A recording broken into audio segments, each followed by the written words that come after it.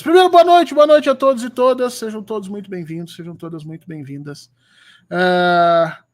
Um pequeno probleminha técnico, vamos retomar aqui, quero agradecer demais a todos os membros, não vou lê-los todos aqui, coloquei na frente agradecendo muito a vocês. Estamos aqui começando nossa Horta da Verdade e agora entendemos que estávamos sem som, estamos bem agora, acho que não temos problemas nisso. Agradecer demais a presença de todo mundo, dia 13 de outubro, começando aí com vocês, mais um Horta da Verdade, hoje para discutir uma questão importante, tá? Hoje nós vamos falar sobre um tema que está aí provocando celeumas ao longo da semana. O que aconteceu nessas eleições de 2024, né? Por um lado, há uma análise de alguns setores da própria esquerda dizendo que, sim, estamos nos recuperando, crescemos um bocadito, estamos engordando, nos preparando. Por outro lado, análises dizendo que tomamos um grande sacode iaiá da direita e da extrema-direita e que não conseguimos fazer parte dos nossos objetivos e que as coisas vão ficar muito mais complicadas a partir de 2026. Eu hoje tenho o prazer de trazer para vocês uma pessoa que conhece muito a respeito disso, talvez seja uma das pessoas que mais tem experiência e conhecimento a respeito das questões partidárias no Brasil, análise de partidos, análises eleitorais. Trago para vocês hoje, portanto, o professor Benedito Tadeu César, que é cientista político, doutor em ciência política, óbvio, professor da Universidade Federal do Rio Grande do Sul.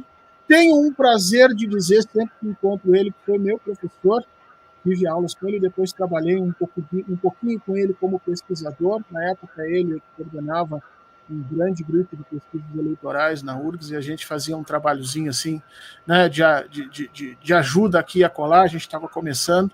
E é uma das pessoas que eu considero incontornáveis hoje para a gente ouvir sobre os resultados das eleições de 2024. O professor Benedito Tadeu César também hoje é organizador da rede RED, a Rede Estação Democracia, a quem eu também peço que você depois vá lá, acho que é no Facebook, no Twitter, tem os perfis, você também tem a possibilidade de achar no WhatsApp os grupos, então se filia a esses grupos, são grupos importantes, o professor seguido coordena ali uma série de artigos que costumam não sair em outros lugares, porque são de pesquisadores ligados a ele, então vale a pena você se aproximar da rede, RED, simplesmente, né?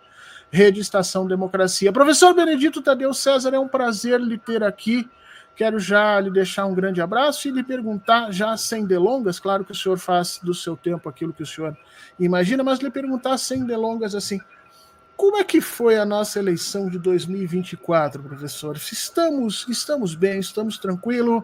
Ou a nossa situação inspira cuidados? O que o senhor acha? Boa noite, professor. Boa noite, Fernando. É muito bom estar aqui contigo. É um prazer imenso, você sabe disso. Eu pude acompanhar a tua trajetória, né? Tu mesmo falaste aí, se referiu a isso, foste meu aluno, trabalhou comigo, e eu fico muito orgulhoso, né, da tua trajetória política e de ter podido contribuir para isso, tá? Eu acho que, né, a grande alegria do professor é quando a gente vê um ex-aluno, né, que alçou voo, né, e que conquistou alturas, tá? Que é o teu caso. Então é muito bom estar aqui contigo. Bom, eu agradeço as palavras generosas aqui, né, de que seria um dos grandes conhecedores aí da política partidária, de política eleitoral, né? Eu trabalho com isso há bastante tempo, né? Tenho uma vivência partidária também, né? E, bom, vamos lá, né? No resultado das pesquisas, das eleições, não da pesquisa, né? Das pesquisas. É gozado, Fernando, porque se você fosse até aos números frios, tá? Não mudou muita coisa, tá? Né? Vamos começar com o PT. O PT cresceu um bocadinho, né? O PSDB continuou né, caindo. Eu acho que os dois grandes perdedores, na verdade, né, foram o PSDB e o PDT, tá? Que perderam aí um mais de 50%, o outro quase isso, né, 50%, 45% aí dos municípios. Tá? A direita tradicional, né, vamos dizer, os partidos de negócio, né, o centrão, o grande centro, né, que, na verdade, é uma direita, né, vamos dizer, mais que está preocupada com os negócios mesmo, né, com adesismo, né, tá com quem, né, com quem está ganhando, né, com quem está no governo, tá? Eu acho que ela foi a grande beneficiada, né, porque ela controla, na verdade, hoje o quê? 45%, né, do orçamento público, se você considerar aquele, né, que não são de verbas não discricionárias, né? E tem a possibilidade, né, agora mais ou menos controlado, né, mas não tanto, né, do orçamento secreto, das emendas PIX, tá? Então, eles tiveram muito... Bom, e o fundo partidário, né? Porque eles são maioria, então eles têm... Né? O fundo partidário é distribuído proporcionalmente ao número de cadeiras de cada partido, né? Então eles têm a grande fatia do bolo. Né? Mas, veja, em termos dos números, né? Eles saíram de uma média histórica de 68% dos municípios e foram para 71%. Não é, né? Não é um crescimento tão grande, 3 pontos percentuais. Tá? Né? Aquilo que eu disse, o PT cresceu um bocadinho, né? O PSB cresceu, o PSB é um partido que vem crescendo ao longo do tempo, né? Tem um crescimento constante. Né? Então, vamos dizer, as coisas estão mais ou menos equilibradas. Eu faço uma leitura... Mas esse crescimento, professor, em relação a 2020, né? Em relação a 2020, né? Não. Se você pegar aqui o crescimento do PT, tá? Ele teve, na última eleição, olha aqui, vou pegar aqui, eu escrevi, tinha um artigo sobre isso no site, né, da Rede. Vou fazer uma propaganda aqui, é red.org.br, tá? É só digitar lá red.org.br, você vai entrar lá. Ou então nas redes sociais, estamos lá também. Mas veja assim, ó, o PT cresceu, ele tinha 183 municípios, foi para 251. Então ele aumentou 37%. Tá? Agora, tem que ver, e isso não está contemplado aqui, o tamanho desses municípios, né? O eleitorado aqui e o PIB, né, movimentado nesses municípios. Tá? O PSB, ele tinha 258, foi para 311, aumentou 21% o número de municípios. Tá? O PL, né, que o Valdemar Costa Neto colocou um objetivo inicial lá de 1.500 municípios, né? Depois ele reduziu para 1.000, ele chegou a 500. Veja, ele teve um crescimento muito expressivo. O crescimento do PL foi de 50%. Tá? Foi o maior, não foi o maior crescimento. O maior crescimento foi do Republicanos, de 216 para 439 municípios. Aumento de 103%. Tá? E o Avante também, de 81 para 136 municípios. Então, o que a gente poderia dizer? Ó, quem, na verdade, cresceu aí foi a extrema-direita. Tá? Né? E eu acho que as consequências disso, entende, são muito ruins. Tá? O crescimento, né, do PT, veja, de 20 e poucos, aqui de 37%, tá? Em pequenos municípios. O maior município que o PT ganhou foi Contagem. Tá? Né? Perdeu em Araraquara, por exemplo. Tá? E vai competir o quê? No segundo turno, em quantas capitais? 5? Eu acho que é isso. Eu acho que é 5 capitais. Tá? Porto Alegre, São Paulo, no Nordeste tem 2 e no Norte, se não me engano, tem uma. Tá? Olha aqui. E veja, a chance de vitória nessas capitais é baixíssima. Né? Então, acho que a gente tinha que analisar um pouco, tá? Quer dizer, além dos números, né? O que leva a essa situação? Tá? Eu acho que os grandes vencedores individuais dessas eleições foi o Eduardo São Paes. quatro capitais, professor. 4 capitais. Maria do Rosário, Evandro Leitão, Lúdio Cabral e a Natália Bonavides. E o PT, né? E o Boulos em São Paulo, por apoio. Tá? Enquanto o PL tem, ironicamente, vai disputar 13, né? Ironicamente, o PT é o nome do PT, né? Tá? E com muito mais chance de vitórias. Tá? Eu acho que teve um erro aí. Tá? Bom, eu estava dizendo que eu acho que os grandes vencedores, em termos assim, de candidaturas, tá? No campo, né, da progressista, tá? Foram aqueles que conseguiram construir grandes alianças. Tá? Né? Foi Eduardo Paes no Rio, foi lá no Recife, o João Campos. João Campos, tá? E a prefeita aqui como é que ela chama aqui? Esqueci o nome dela aqui, deixa eu ver.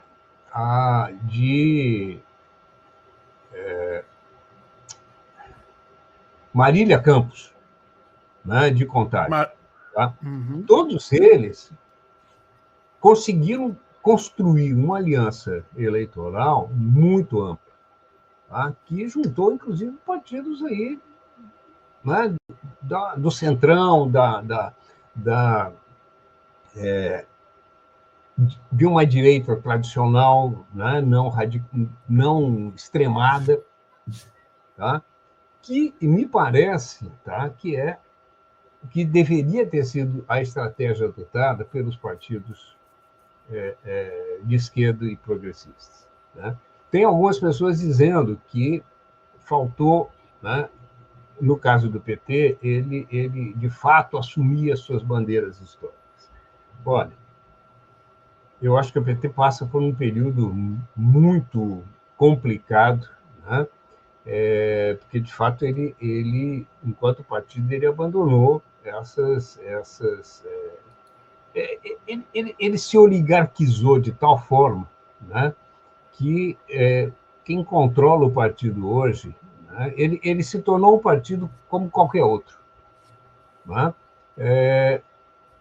que é controlado pelos parlamentares, né, que controlam a máquina partidária, que integram a direção do partido. Quando não são eles próprios, eles indicam assessores para serem dirigentes do partido, né?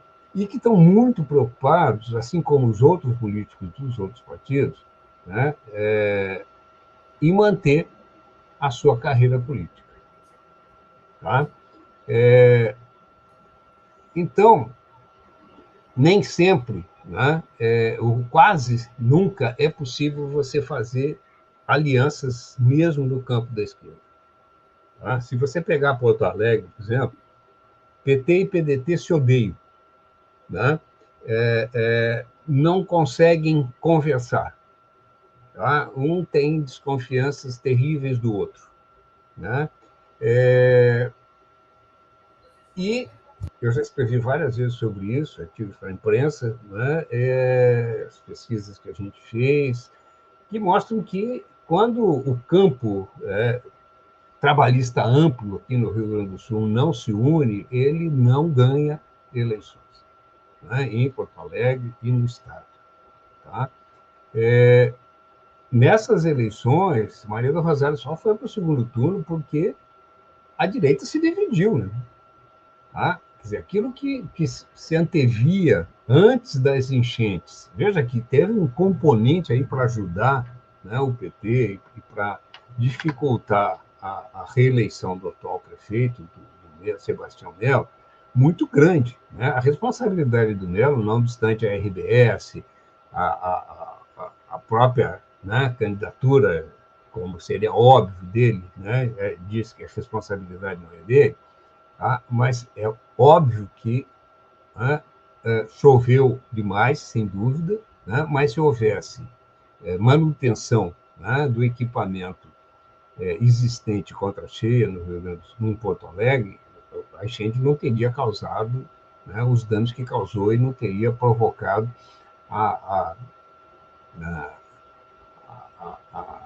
Bom, teve gente que ficou com a casa completamente embaixo d'água. Foram regiões imensas, né, uma população imensa. E o Melo ganhou nessa região, né? O Melo ganhou na região do Humaitá, por exemplo, que foi a região mais atingida pela cheia no Porto Alegre. Por que isso?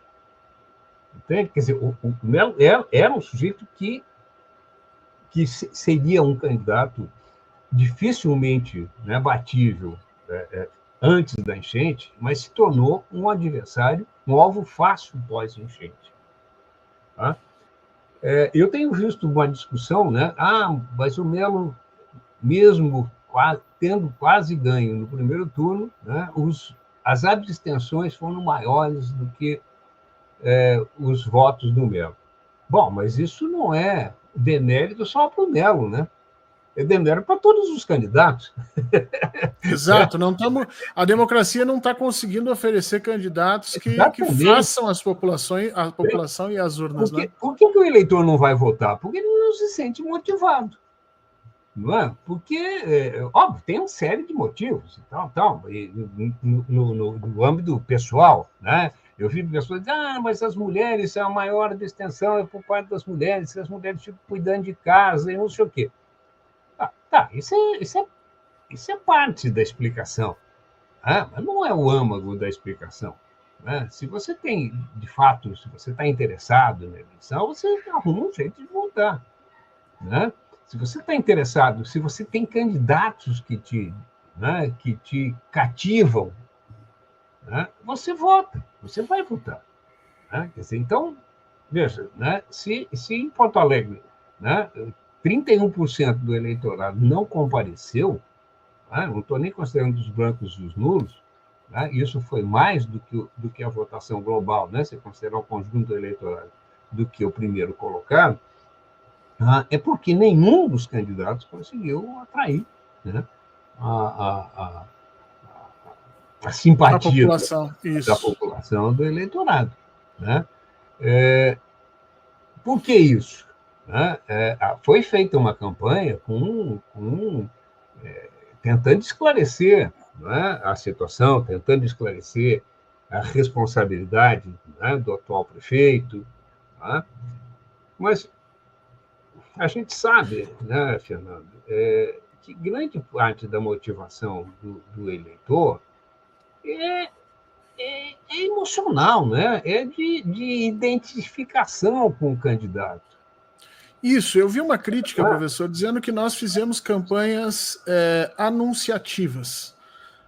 Anunciativas no sentido, esse aqui é o meu candidato, esse aqui é o candidato, e nós não fizemos uma campanha digital no sentido de interagir com o eleitor. Nós não ouvimos o eleitor não se manifesta, nós não temos esse bate-bola que hoje é permitido pelas tecnologias, né, digitais. Então nós fizemos uma campanha estilo anos 90 anunciativa. Anunciamos os nossos candidatos, mas que isso não foi suficiente no século XXI, né? E por isso que as pessoas estão se afastando. Aliás, não é uma característica só do Brasil, na Europa também esse alto índice de pessoas que não vão votar é característico, né? Nos Estados Unidos a briga é exatamente para fazer com que esses setores votem. Se isso é uma questão global, professor, se isso é uma questão que nós podemos ver em todos os lugares, É justo a gente dizer que isso foi um problema do PT ou da esquerda brasileira, ou isso é um problema estrutural maior em função de uma crise de legitimidade que a própria democracia, essa democracia de caráter liberal que nós estamos vendo, vem sofrendo? Eu acho que tem as duas coisas, Fernando. Tá? Eu acho que a gente tem uma crise da democracia no mundo todo. Tá? Isso é muito produto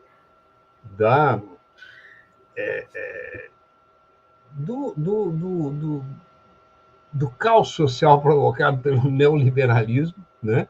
Que piorou as condições de vida de grande parte da população, e isso foi trabalhado, né? Como na verdade, quem levou a culpa foi a social-democracia, né? Na Europa, né? A gente tinha aqui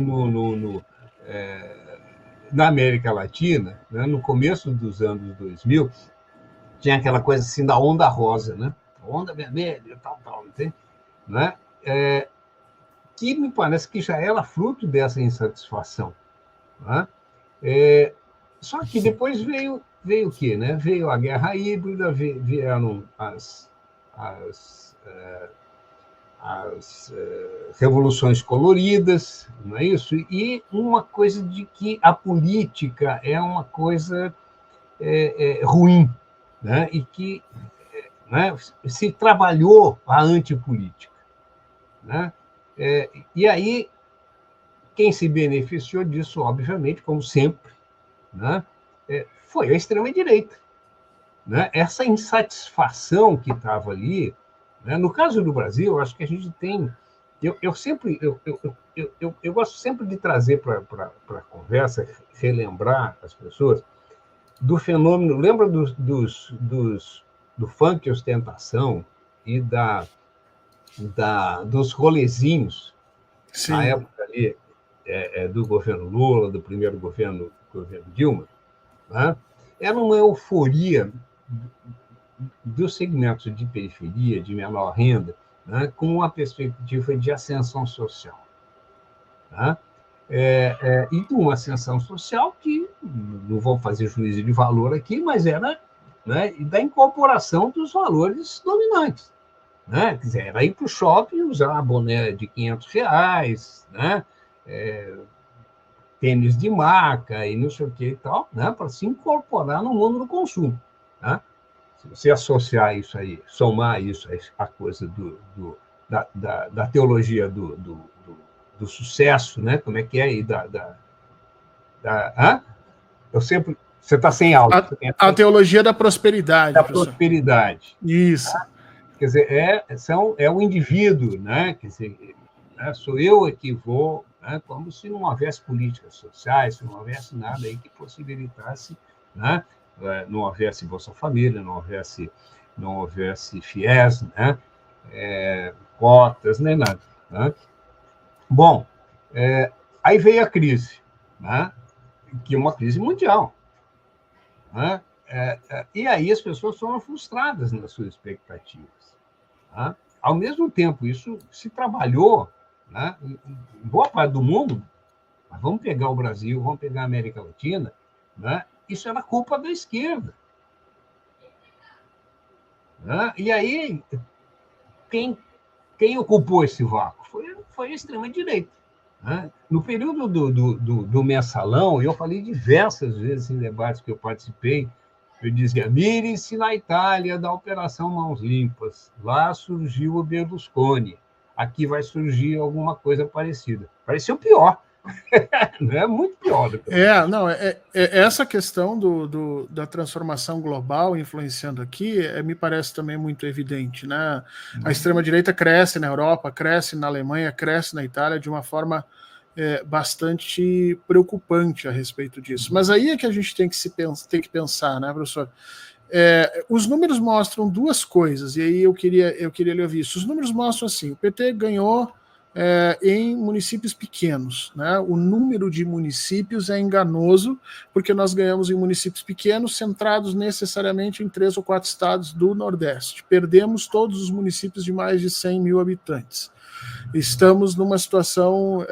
Depois, de toda a composição do governo de coalizão que nós temos, né, o PT foi o partido que menos cresceu. O senhor mesmo leu aí os números do Avante, do Republicanos, que costumam integrar ali, junto com o presidente Lula, uma coalizão, ou seja, coordenando o orçamento. O Partido dos Trabalhadores foi o que menos cresceu nesse processo. E nós temos uma eleição em 2026 que já foi dado o pontapé, professor. Me parece que o Pablo Marçal, depois do que ele fez em São Paulo, ele meio que inaugurou um caminho para 2026. Quer dizer, a eleição de 2026 deve ser também nesse nível de desesperança, nessa questão toda. E aí é que eu queria lhe ouvir. Você viu a pesquisa Quest de hoje, não viu? Não, saiu pesquisa. Não, saiu a pesquisa Quest hoje. Que o presidente Lula vencia o Marçal e o Tarcísio. Sim, então, mas o Lula com 32, Marçal 18 e Tarcísio com 15. Exato, ele conseguiu ganhar esse. Por isso que a direita também está rachando por conta disso. Sim. Mas eu queria lhe perguntar o seguinte: nós temos que fazer alguma coisa para 2026. Né? 2026 já está aí, não dá para esperar o ano que vem para isso, tem que começar agora. Como retomar esse caminho de uma representatividade legítima na esquerda se nós não somos capazes de oferecer realmente transformação? A bandeira da transformação hoje está na mão da extrema-direita. É impressionante. O Pablo Marçal diz, eu vou fazer isso, vou fazer aquilo, vou fazer aquilo. Coisas sem pé nem cabeça, mas que as pessoas veem que são transformadoras do status quo. E nós, da esquerda, estamos sendo vistos como mantenedores desse status quo. E isso não é bom, porque quando a esquerda perde a capacidade de defender transformações, nós nos tornamos, como o senhor mesmo colocou ali no início, um partido como qualquer outro. E sendo um partido como qualquer outro, não tem por que as pessoas levantarem de casa para ir votar e nem muito menos votar nos nossos candidatos. O que precisa ser feito para 2026, ou o que nós precisamos nos organizar em 2026, o senhor imagina, para que a eleição não seja um desespero, como eu imagino, que devemos chegar lá numa situação ainda mais complicada do que agora? Olha, deixa eu só concluir aqui no meu raciocínio lá, que eu acho que está ligado, está engatado nesse teu. Tá? Quer dizer, eu acho que o caldo de cultura, tá, para o crescimento da direita, no mundo inteiro, da extrema-direita, é a frustração, né, o ressentimento, tá, de que, né, aquilo que foi prometido pela esquerda não foi entregue. Tá, né? Então, as pessoas buscam outras alternativas. Né? E se você junta isso, aquilo que você dizia aí, né, a gente faz campanhas que são expositivas, né? Tá? Não são... Né? Você não chega... Não engajam. Não engajam as pessoas. Né? Então... E tem outra coisa, né? Quer dizer, você fazer crítica, e esse tipo de crítica que é feito pelo Marçal, pelo Bolsonaro, pelos filhos dele, né, é uma coisa muito fácil de fazer, né? Porque você coloca coisas absurdas, você ataca a moral das pessoas, né? E aí os outros é que tem que sair se explicando, né? E a gente, quando vai fazer uma proposta, né, de desenvolvimento e tal, né, você tem que expor, né? Você tem que ser expositivo. Tá? Né? Então, não se encontrou ainda, né, uma linguagem. Né? Eu acho que a gente tem uma outra grande questão. Quer dizer, a gente está... Lula faz um governo que não é um governo do PT, né? E não é um governo de esquerda. Né? O Lula se elegeu numa grande frente, né, anti-bolsonarista, né? Está, em termos do Congresso Nacional, né, manietado ali, né, amputado em termos de orçamento, né, e eu ouso dizer isso, sei que muita gente não concorda, mas eu acho que o Lula está emparedado pelo Congresso Nacional. Né? Ele próprio disse que não, que negocia, que isso, que aquilo. Mas, veja, nós estamos no no segundo ano, metade do segundo ano de governo, e o plano de governo do Lula ninguém conhece, né? Qual é o projeto? Não, do que foi eleito, a agenda que foi eleita não foi colocada em prática, senão aquele processo de recuperação dos antigos programas que a gente já sabia que tinham dado certo, né? A economia melhorou, né? Nós estamos numa situação, né, com recorde de empregos. Tá? Quem é que sabe disso? Né? Então, você tem problema de comunicação, você tem toda uma mídia contra, né? E eu acho, tá, que, no fundo, a gente, um dos resultados dessa eleição, uma das consequências, não, uma das causas da eleição né, do PT e de esquerdas terem tido o desempenho que tiveram, tem a ver, né, com as pautas que são levantadas. A eleição municipal, você tem os problemas do município, e você precisa, né, mais do que discutir os problemas do município, você tem que incutir no eleitor pelo menos a esperança de que você é a escolha certa para resolver os problemas do dia a dia dele. É mais pragmático, né, professor? E veja o seguinte, eu vou pegar o caso de Porto Alegre outra vez. A Maria do Rosário é um excelente quadro político, é minha amiga, tá? Eu acompanho a trajetória dela o tempo todo. Só que a Maria do Rosário tem, né, uma rejeição altíssima, que é exatamente pelas qualidades dela. Tá? Pela defesa dela das pautas femininas, tá? Direitos humanos. Pelos direitos humanos. Tá? Mas se colou na Maria do Rosário uma coisa de que ela defende bandido. Né? Então, é muito difícil você trabalhar isso. É um pouco parecido com a Manuela.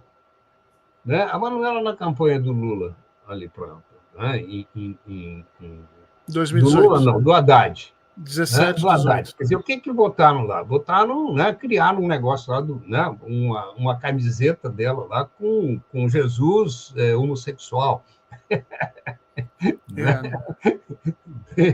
Não é? Então, e você tem, né, aqui em Porto Alegre, tá? A pauta da discriminação de gênero, né, de raça, ela é muito importante, entende? Mas, no momento de eleições municipais, eu entendo que você tem que trabalhar, né, essa empatia com o eleitor, né, ela tem que ser trabalhada, né, naquilo que é a pauta do eleitor. Né? Então, você sai... Vamos pegar São Paulo. Você sai com Boulos candidato. Tá? Boulos é um excelente quadro, cara. Tá? Mas você acredita que o eleitorado de São Paulo vai votar no Boulos? Não é? Quer dizer, o que... Tudo bem, você pode... Mas o Boulos renunciou a muita coisa que ele defendia, né? Ele vem fazendo... Né? Na campanha. Essa aqui é a questão, entende? Quer dizer, você já tem uma marca né, ali... Estabelecida, né? Estabelecida, uma ideia. Entende? E aí que entra a questão. Muita gente defende que nós temos que pegar essa marca, que nós temos que pegar esses pontos e não nos sentirmos envergonhados deles, né? E assumir isso para fazer o debate, né? O Genuíno, Zé Genuíno diz isso o tempo inteiro. Precisamos fazer o debate, precisamos ir à esquerda e fazer o debate. Esse espaço do centro, esse espaço que a gente conhece muito bem das teorias economicistas do voto, né, professor? Que é aquela coisa, se você quiser mais voto, nós precisamos achar os caminhos do meio. Esse espaço do meio, ele praticamente não existe em sistemas polarizados. Nós precisamos polarizar, nós precisamos ir dizer, olha, nós governamos de forma melhor exatamente porque temos as pautas assim, assim, assado. E a esquerda não está fazendo isso. Muita gente diz, olha, nós estamos envergonhados da gente mesmo. E a gente fica achando, né, espacinho aqui, espacinho lá para compor esses processos. E aí é que eu quero lhe perguntar. O PSDB me parece morreu. O PSDB em São Paulo assustou, né? O PT está mal. Deixa eu lhe perguntar uma coisa. Será que é o PSDB que morreu e o PT que está numa situação complicada? Ou aquele sistema político dos anos 90 e do início dos anos 2000, ele simplesmente não existe mais? E, portanto, nós temos que pegar toda essa história de presidencialismo de coalizão, toda essa construção que se fez naquele momento e reavaliar absolutamente tudo. Porque se quer a entrega de cargos no governo, por exemplo, está redundando em votos no parlamento. Sim. A gente está vendo isso. Então, será que será que isso são questões pontuais ou todo esse sistema político ruiu e nós temos que repensar do início ao fim esse processo? Não só os espaços de cada partido, seus discursos, mas a relação entre executivo e legislativo a partir daí. Porque me parece que nós não temos um governo capaz disso. O presidente Lula e todos os que estão participando desse governo são homens dos anos 90. Viveram aquele sistema político, montaram aquilo, souberam operar aquelas ferramentas, mas agora não conseguem mais fazer isso. Como é que a gente mexe nessa situação para chegar para 2026? Sei que estou lhe passando uma tremenda bola aqui, que se o senhor conhecer, né, se acertar, tem que ficar milionário a partir daí, mas é o caminho que a gente tem para discutir. Bom, Fernando, é muito complicado, cara. Você tem, né? Você diz, é um fracasso no sistema político, né, dos anos 80, 90 ali, 90, né? 90 e 2000, começo, né, de 2000. Eu acho que sim, entende? Na verdade, né, o termo, né, presidencialismo de coalizão foi forjado, né, pelo como é que chama? Me fugiu o nome aqui agora. O Abrúcio, a Angelina... Não. Eu vou até pesquisar aqui, aparece. A Angelina... Não. Sérgio Abranches. Sérgio Abranches, isso. O termo foi forjado pelo Sérgio Abranches para uma análise do sistema político de 45 e 64. Tá? Né? Ele escreveu um texto no processo constituinte, analisando o processo de 46 e 64, tá? E dizendo, olha, né, naquele momento funcionava desse jeito. Tá? E isso, na verdade, continuou acontecendo. Né? Bom, então a gente tem uma longa tradição, né, dessa coisa. Né? A reconstrução do sistema político brasileiro pós-ditadura não foi suficiente para alterar esse padrão, né? Para alterar o padrão partidário, né? E, na verdade,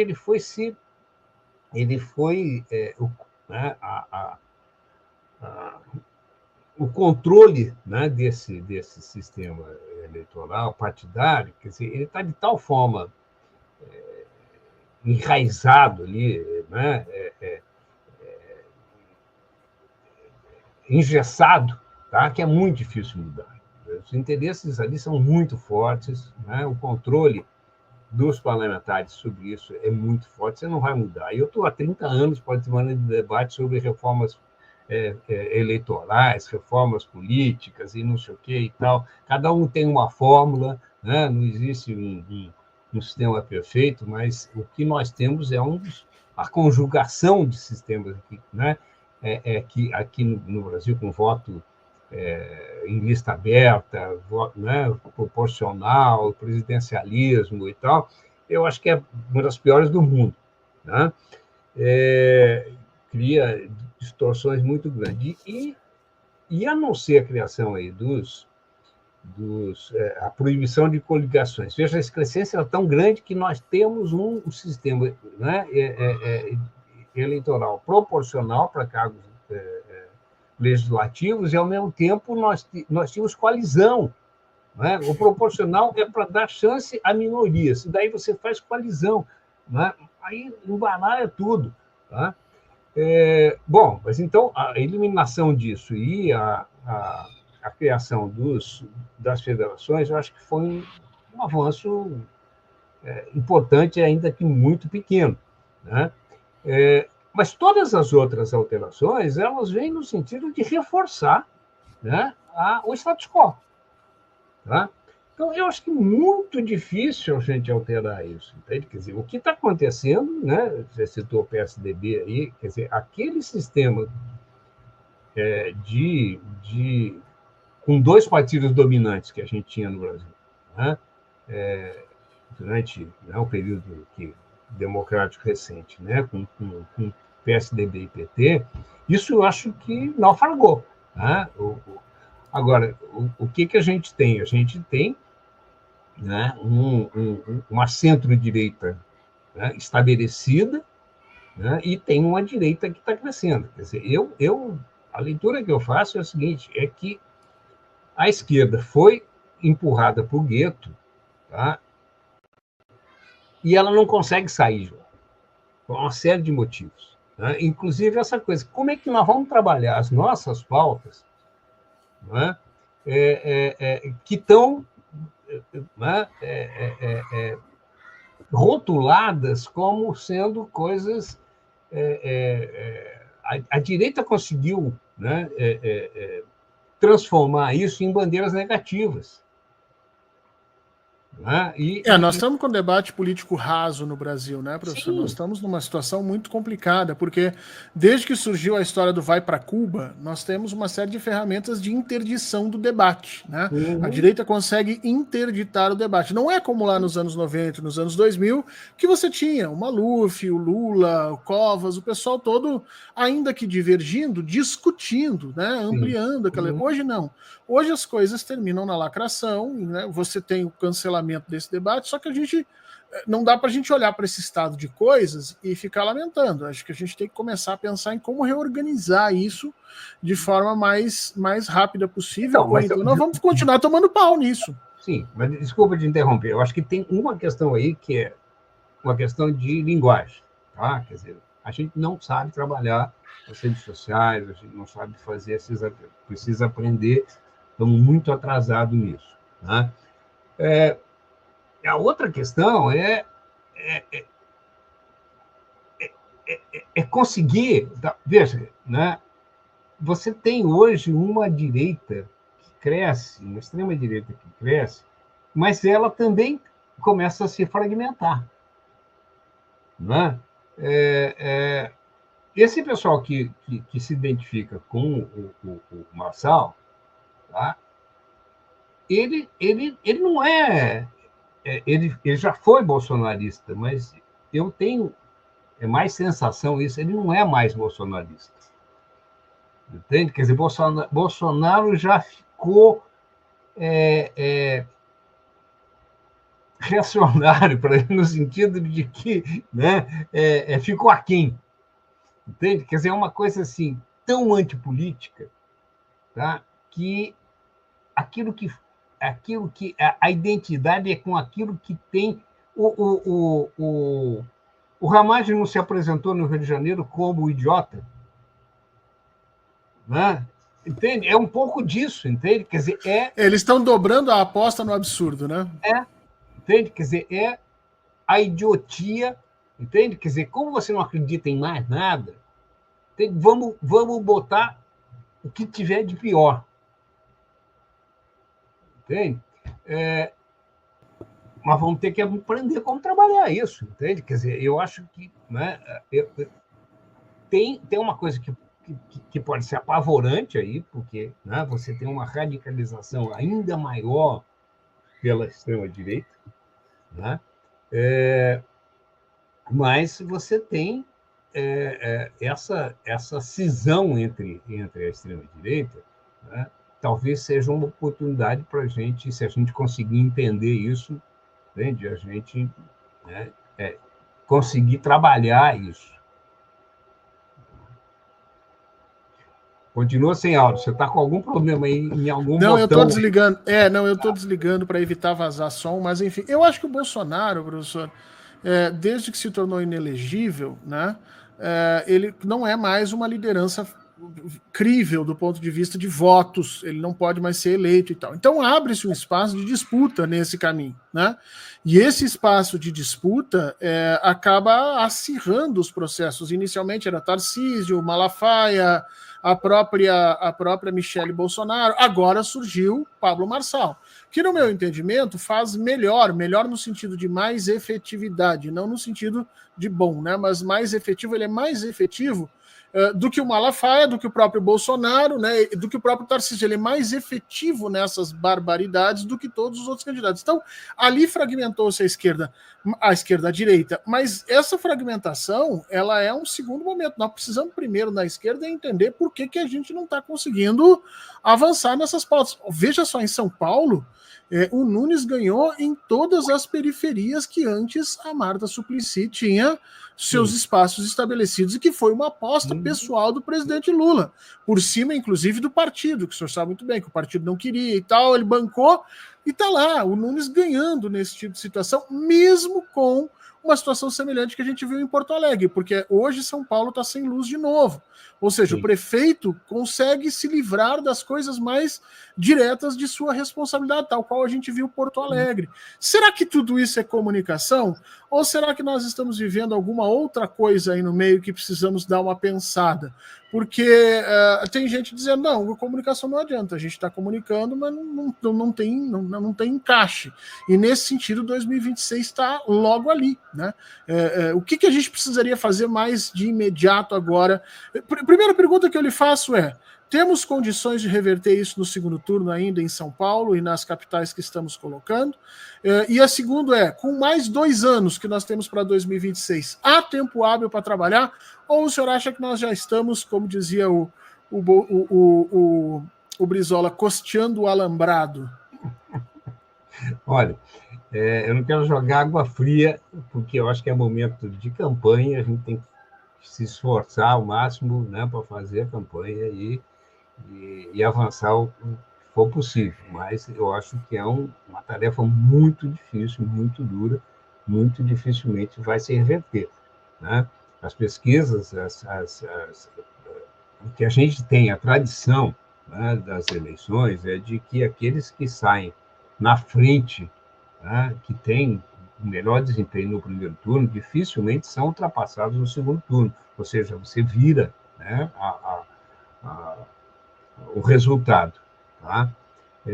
Em São Paulo estava muito, a divisão de votos era muito grande, mas o somatório da direita era muito grande. Né? Então, o que a gente está vendo é que o Boulos não consegue ir além, né, daquilo, ele está ampliando muito pouco além daquilo que ele já teve no primeiro turno. Né? É uma situação parecida em Porto Alegre. Né?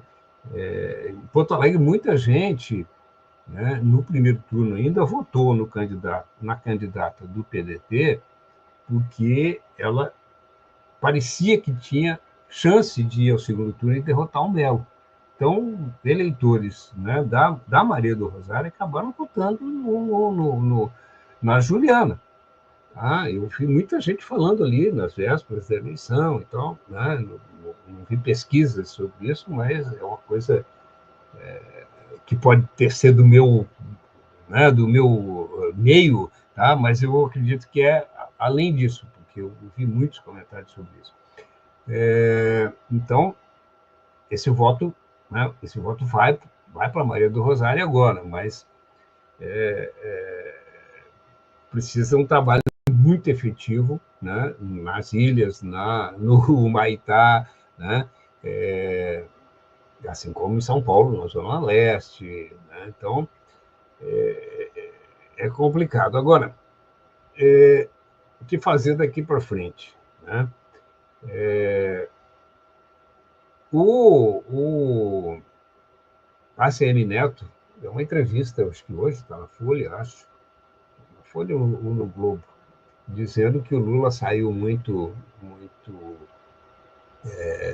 chamuscado, aí não conheço o termo, mas, né, saiu derrotado nas eleições e tal, e isso abre um espaço aí para, né, para eles para 2026. Né? Eu não sei, quer dizer, eu entendo o seguinte, quer dizer, a gente não tem um eleitorado à esquerda, né? É preciso é preciso conquistar esse eleitorado. Eu acho que se cometeu erros nessa eleição, tá? Quer dizer, a esquerda tem um problema que eu acho que é muito sério, é que sempre apostou no Brasil na conquista da presidência da República, tá? Né? E deixou, tá? Em segundo deixando plano, outras áreas de lado, né, professor? Tá? Né? Os governos estaduais e principalmente as prefeituras, né? O grande lugar onde você garimpa voto, né? Onde você conquista voto é a prefeitura. Né? Quem é o grande cabo eleitoral? Quem são os grandes cabos eleitorais? São os vereadores. Né? Então, você precisa ter muito vereador, você precisa ter muito deputado estadual, né? para fazer prefeitos, para fazer governadores, para fazer presidente da República. Tá? Eu acho que a gente vai ter muita dificuldade. Esse centro e essa direita e extrema-direita, quer dizer, vai cobrar muito fortemente do Lula. Né? O Lula vai ter, se ele já tinha dificuldades, eu acho que ele vai ter mais dificuldades ainda. Tá? Mas nós temos 2 anos pela frente, tem, né? Eu acho que a gente precisa. Eu não tenho o mapa da mina, né? Se eu tivesse, é aquilo que você falou, bom, talvez eu ficasse milionário, mas a coisa está feita, né? Então nós temos que trabalhar no sentido de, sabe, de ampliar apoios, né? De conquistar o eleitor, né? Sem e reverter, tá? Isso que eu acho que as esquerdas, principalmente o PT, né? Que foi o grande alvo, né?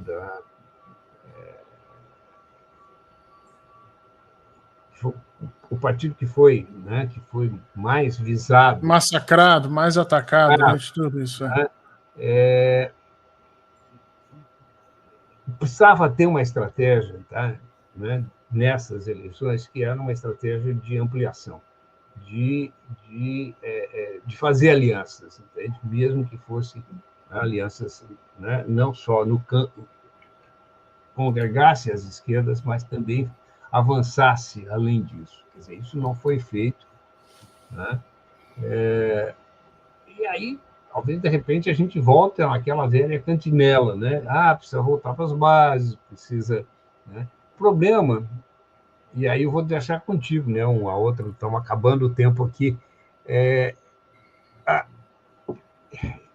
uma outra questão, para mim, que é muito forte. Quer dizer, a própria forma partido político, né? Essa maneira organizativa de fazer política, de buscar espaços de poder, ela é uma criação do século XIX, né? De uma sociedade de trabalhadores organizados, né? O partido político moderno é um partido que foi construído a partir do modelo criado pelos partidos operários, né?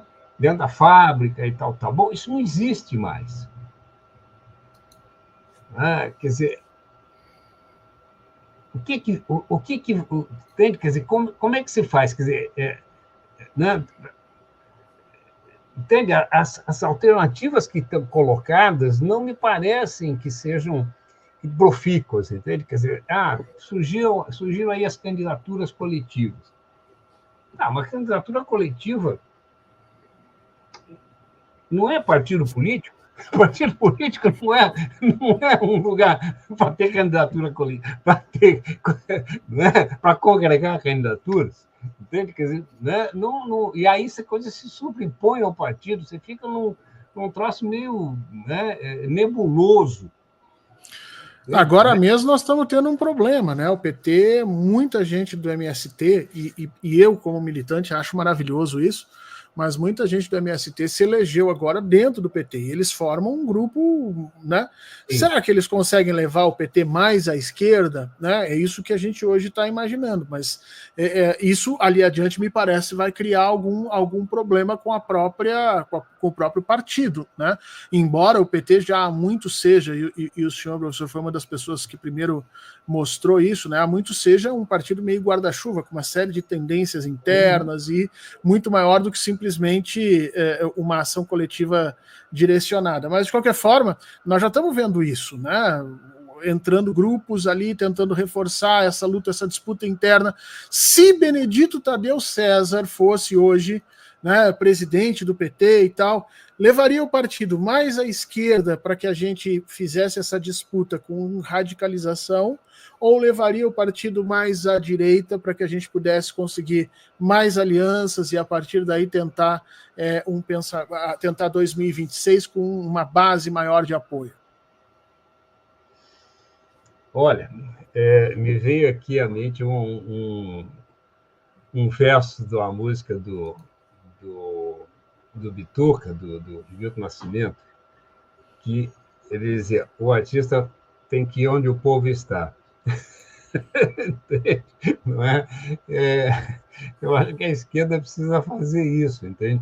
Agora, ela precisa ter a sensibilidade de falar a linguagem, entende, do povo, né? E tocar, né, a sensibilidade popular, entende? Quer dizer, eu acho que a gente tem defendido bandeiras que são muito importantes, mas às vezes a gente tem valorizado, né, bandeiras no lugar errado.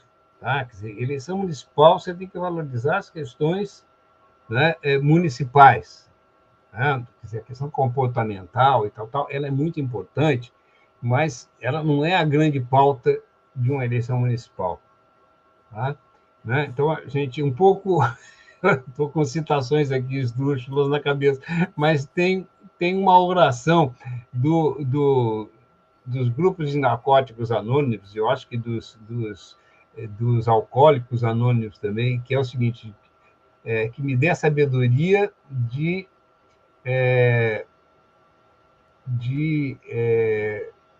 na verdade, de saber os seus limites, de saber aquilo que, né, de aceitar aquilo que você não pode mudar e se empenhar em mudar aquilo que pode ser mudado. Que é possível. Né? Mas, e a grande sabedoria é você saber o que é uma coisa e o que é outra. Diferenciar uma da outra, é verdade. Diferenciar uma da outra, entende? Esse é o grande... É o desafio de vida de todos nós. Né? E eu acho que é o desafio da esquerda hoje, entende? Né? Que sem abrir mão das suas bandeiras, entende? Que são legítimas, que são muito importantes, que são transformadoras, entende? Mas você precisa falar, né? Sabe? Conquistar. Não adianta você cagar a regra, entende? Sim. Você precisa... Né? Isso era uma expressão lá dos anos 70. Tá? Quer dizer, você precisa criar empatia. Tá? Né? Os evangélicos, né? Que a gente tem grandes problemas com eles, os pastores estão lá na vila. 24 horas por dia, na periferia, criando empatia, conversando, ouvindo. Né? Eu me lembro da campanha do Lula, tinha a gente tem um grupo e tal, e aí que é suprapartidário, né? Do qual a rede, né, é subordinada, né? Que é o Comitê em Defesa da Democracia, do Estado Democrático de Direito, e alguns companheiros ali diziam na eleição, né, que o Haddad era né, da prisão do Lula, aquela coisa toda, tal, o Haddad. E o pessoal dizia: vamos panfletear na frente das igrejas evangélicas e não sei o que. E eu dizia aquela coisa: você nunca foi numa igreja evangélica. Você, né, vai chegar lá e ficar na frente da igreja dizendo que o pastor que está lá dentro, que está acolhendo os caras, ele está falando uma inverdade e que você é que é o portador da verdade. Qual a chance disso dar certo, né? Não dá certo, entende? Né? Então, entende? A gente precisa encontrar uma linguagem, né? Quer dizer, tem que saber trabalhar as redes sociais, tem que saber que mudaram, né? Qual é a proposta que a gente tem efetivamente para os trabalhadores de aplicativos, aplicativo. Que eles não gostam nem de utilizar, e tem toda a razão, o termo precarizado, né? Eu acho que é uma outra discussão que a gente vai ter que fazer, professor, mas nós estamos chegando no final. Sim. Aqui. A gente vai entrando. Eu queria lhe ouvir por mais 1 hora a respeito disso, mas acho que o seu recado foi bem dado, né? Não é tanto uma confirmação. A questão política é derivada dessa nossa incapacidade de compreender nossa realidade e nos comunicarmos, mas a gente tem 2 anos pela frente para fazer essa mudança, e é bom começar o quanto antes, né, professor? Senão a gente fica dependente disso. Queria lhe agradecer demais o aceitar o convite nesse horário. Muito obrigado, professor. Eu vou convidá-lo outras vezes para a gente discutir temas menos espinhosos, porque esse foi um espinho terrível. Agradecer demais as pessoas que estiveram aqui conosco até agora. Muito obrigado, um beijo para vocês. E aí lhe deixo 30 segundinhos, professor, para as suas considerações finais aí. Fernando, primeiro agradecer muito, né, a ti, a oportunidade aqui da gente estar conversando, né, de poder refletir junto contigo isso. Eu acho que esses momentos são momentos de aprendizado mútuo, né? A gente não só fala, mas a gente, né, troca coisas, né? Então isso é muito bom, e é bom. Você é um cara que tem um pensamento profundo, instigante, então é bom estar aqui contigo fazendo essas reflexões. O que eu poderia deixar de recado, né? É isso, né? Quer dizer, a gente tem que, sem abrir mão, né, das nossas convicções, das nossas bandeiras, conseguir ser ouvido de maneira, né? Eu acho que o grande desafio nosso hoje é esse, entende? Quer dizer, conseguir cativar, né, sabe, novamente não é o eleitor, entende? É a população. Né? A sociedade, né? E isso é muito fruto, né? A gente fica dizendo, por que essa direita cresce tanto? Quer dizer, ela é fruto, né? Esse crescimento é fruto da frustração, né? Então a gente precisa apresentar, né, perspectivas, né? Eu vou retomar lá aquela frase lá de 89 da campanha do Lula, né, que é sem medo de ser feliz, entende? Quer dizer, eu acho que a gente tem que buscar quer dizer, tem que poder reacender a esperança. Eu acho que é isso. Ótimo, professor. Maravilha esse recado. Reacender a esperança é maravilhoso. Professor, muito obrigado. Um abraço para vocês, um abraço para quem está nos assistindo. Preciso passar para o outro programa e a gente segue conversando. Boa noite. Boa noite.